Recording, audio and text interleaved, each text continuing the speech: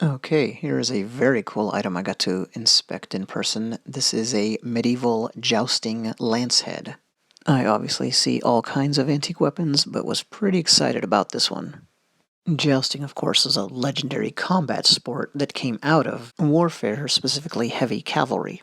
I'm a knight in armor. I have a lance. It's my primary, or it's my first weapon, right? It's the first thing I'm going to use against the enemy, and hopefully I can stick him with it and finish him off. Well, just like point sparring came out of karate, kendo came from actual sword fighting. Jujitsu came from battlefield wrestling. So then judo, a sport martial art, its ancestor was actual battlefield wrestling in armor. And to get back to the West, fencing came from sword fighting and dueling. So it was with jousting. What began as a warfare simulation and practice exercise turned into a competitive sport. And that's why this lance head or coronel is multi-pronged, because it's a sport and you're not trying to kill your opponent. You're spreading the impact out as much as you can. Here's some other examples in illustration, and here's one of those types in reality. Our example would be, well, it's estimated to be from the 14th to 15th century, and that's right in the sweet spot. Jousting was a big deal for half a millennium. Once the type of warfare that inspired it went away, it pretty much went away on a large scale anyway. But it was practiced pretty widely from the 11th, really all the way up to the 17th century.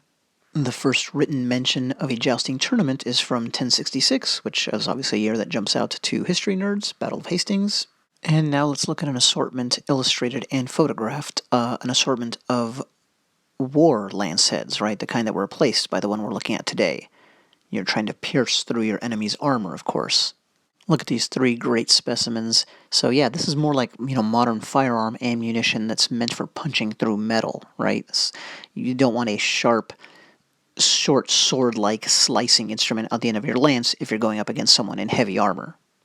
Once jousting was born, then, we needed a little redesign, and here's a museum specimen that reminds us strongly of the one that I got to see in person.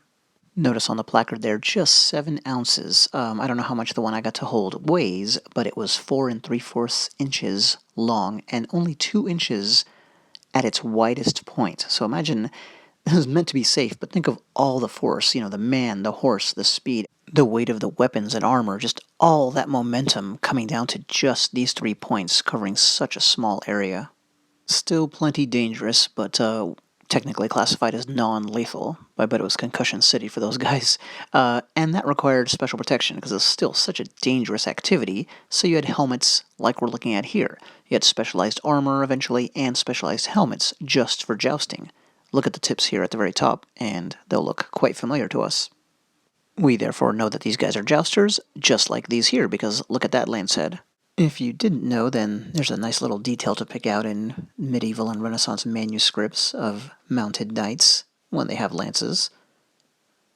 And speaking of specialized equipment, you had specialized helmets, like this one, right? You're looking to get that lance head to glance off of you as quickly as possible. Here's a real typical form. You see it in a lot of old illustrations, and I love it. It looks very alien to me, but you can see the idea here. You're hoping it catches you below that sight line, and when it does, the contours of the armor strongly encourage it to find an angle and continue on its merry way, rather than imparting all of its impact on you.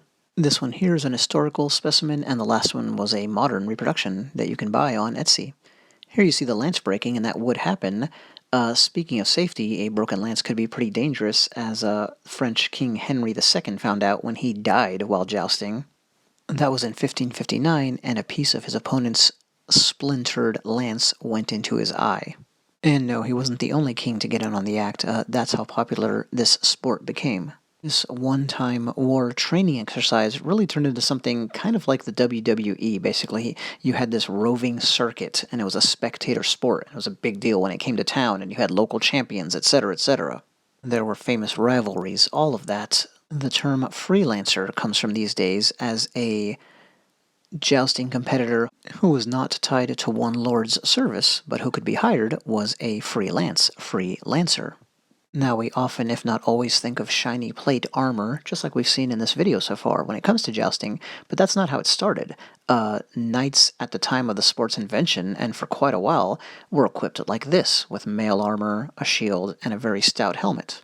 Therefore, the sport was even more dangerous early on, and the armor configuration not being perfectly suited for jousting wasn't the only reason.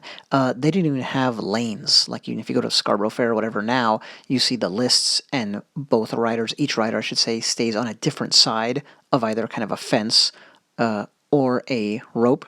Well, that's to keep the competitors from just crashing right into each other, and that safety device did not exist originally, so you can imagine some of the horrific injuries that happened. It's always fascinating to hold something like this, something this old, and think about who used it, that kind of a thing. Well, definitely the case with this here. What I wouldn't give to be able to watch a video, if you will, of one of its actual uses from way back when. I hope it served its owner well. Thanks for watching.